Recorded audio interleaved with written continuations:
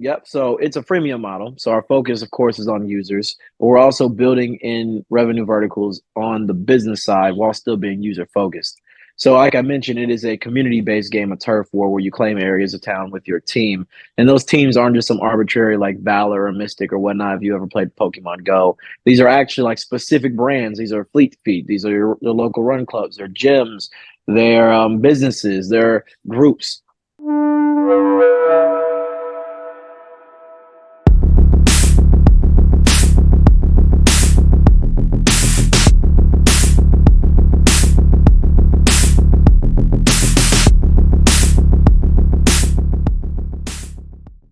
All right, this is another episode of the Form Your Own Pack podcast. We have a returning friend who wasn't actually on the podcast, but was one of our first pitch event winners, Destin Bell from Cardio. How are you doing?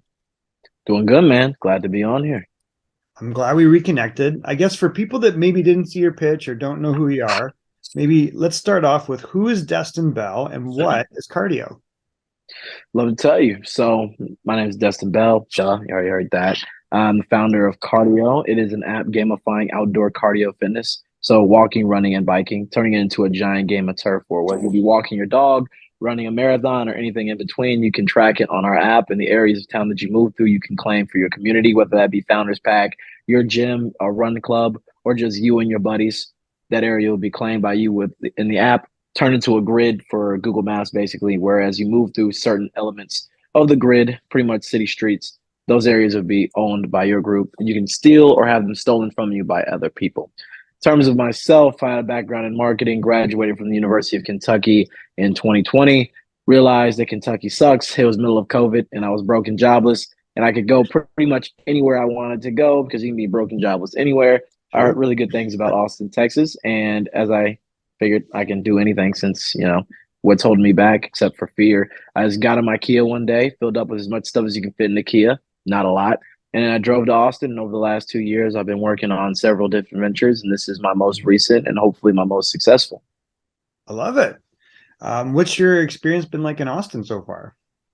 Oh, I love it, dude. It's great. It's warm. It's young. It's entrepreneurial. It's vibrant. There's a lot of fun stuff to do, but at the same time, it's not like a place like New York or Miami where if you don't want to get away from it, it's just all around you at all times. It's a city, so there's stuff to do on like a metropolitan level, but then there's also a lot of nature. There's a lot of lakes. So you get pretty much a little bit of everything. It's like a Hannah Montana song. It's the best of both worlds. I get a little bit of everything I want. The fun 24-year-old side of me and then the entrepreneurial 40-year-old man inside of that 24-year-old body. I got a little bit of everything for both of them. Perfect. Yeah, we love Austin. We've done some in-person events there. We'll have to make sure we connect you the next time. So what stage are you guys at with Cardio?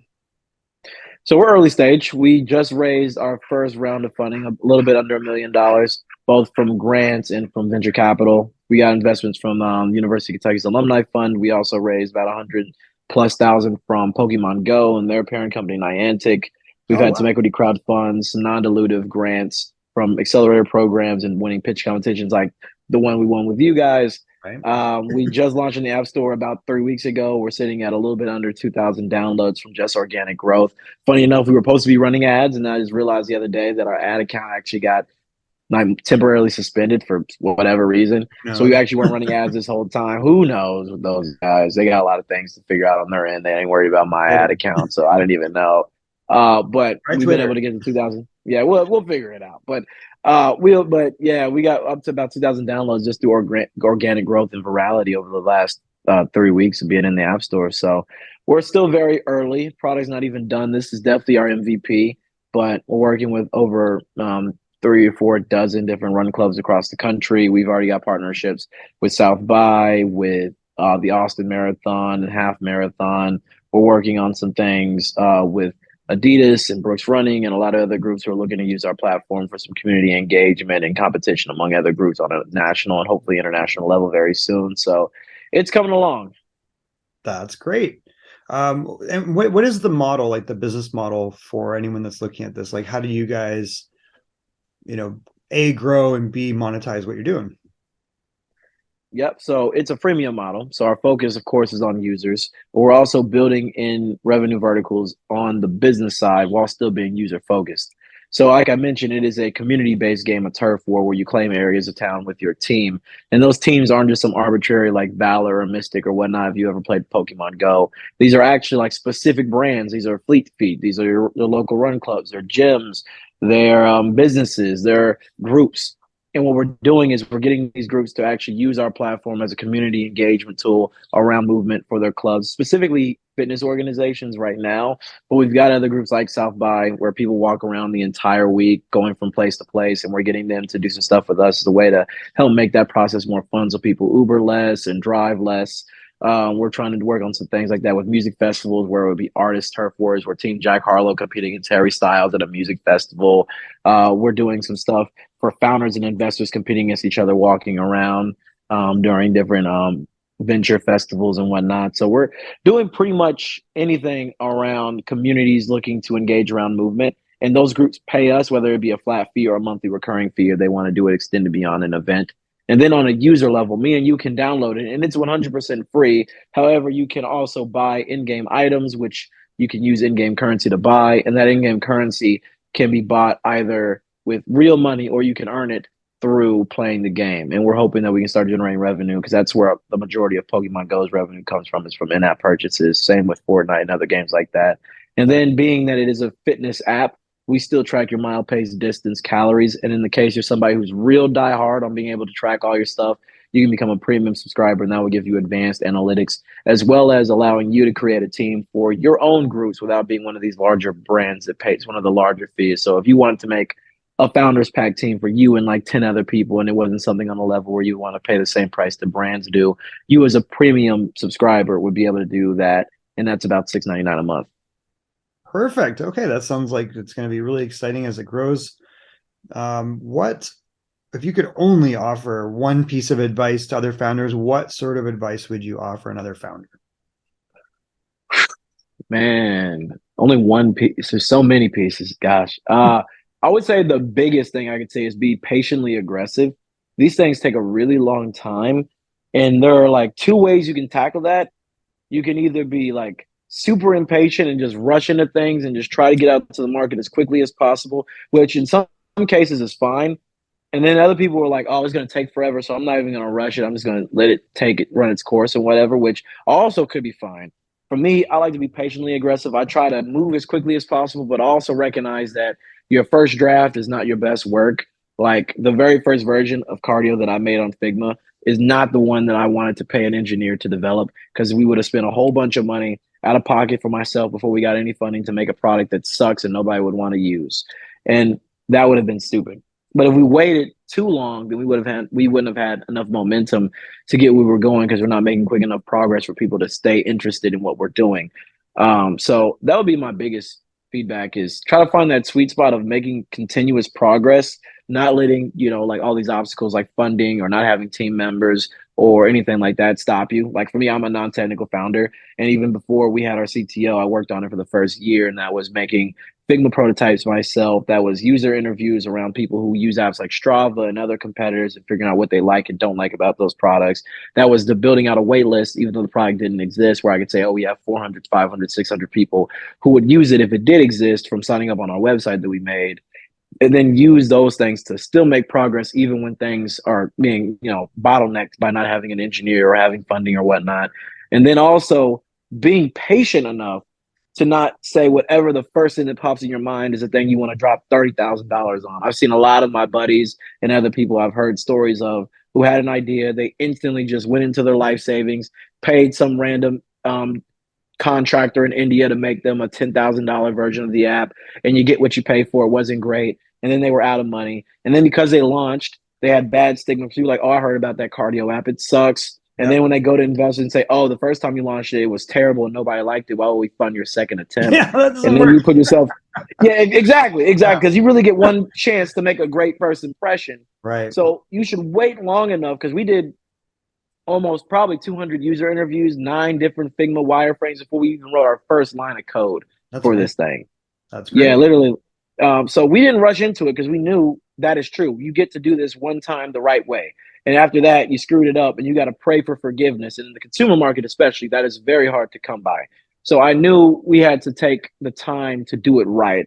So that's obviously like really hard. It's like Goldilocks. You know, you got too hot, too cold. You want to be somewhere in that just right path, and that's different in what it looks like in actuality for everybody. But try to find that space of being patiently aggressive in what you do.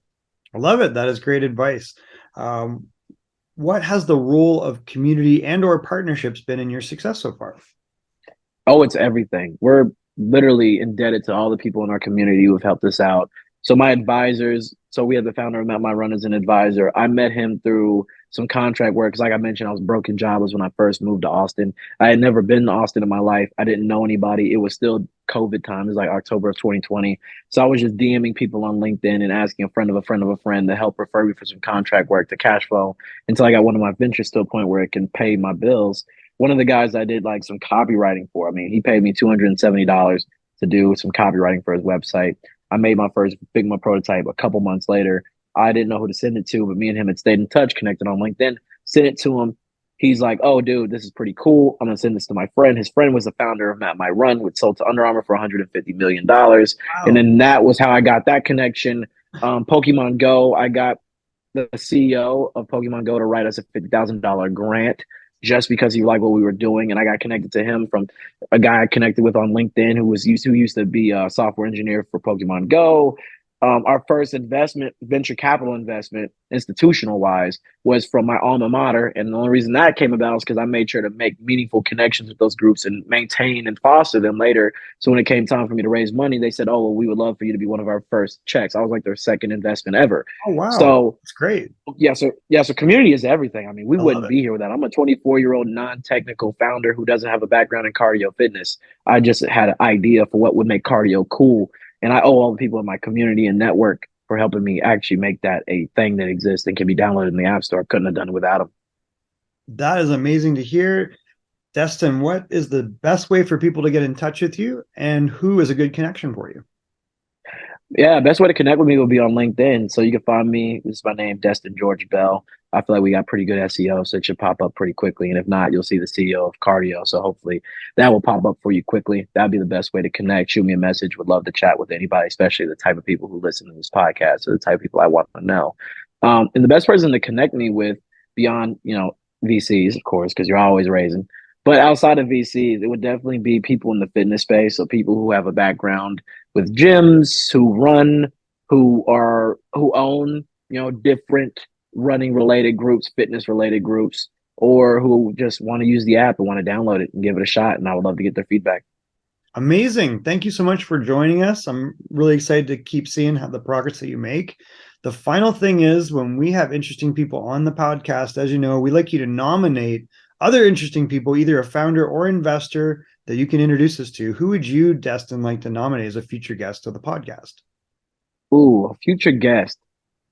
So he's very early in the process, but my roommate, his name is Chuk. He is a killer. He's done some consulting with like the United Nations as a UN youth. He's worked with governments on accelerator programs and developing startup infrastructure. And he's very early on an interesting startup that I think is going to be super valuable for Founders Packs community because it's literally all about trying to make more meaningful relationships and making sure you don't forget about the people that you know in your network. So I think he would be a great one. A little bit earlier than a lot of the people that you That's interview, okay. but I think he's doing some really cool stuff. So that's Yeah, the we guy like I would talk early. with. Yeah. Oh Pre-seed, well, he's there. we're there. Oh yeah, All he's right, so there, but he's great. nominated. And that should be easy to get in touch with. He's right in your own house. So, Yeah, I'll knock on his door. It's very easy to get a hold of. Destin, thank you so much. We really appreciate you joining us, and we'll stay in touch. And we look forward to seeing you soon and following your journey. Heck yeah, man. Appreciate you for having me on here.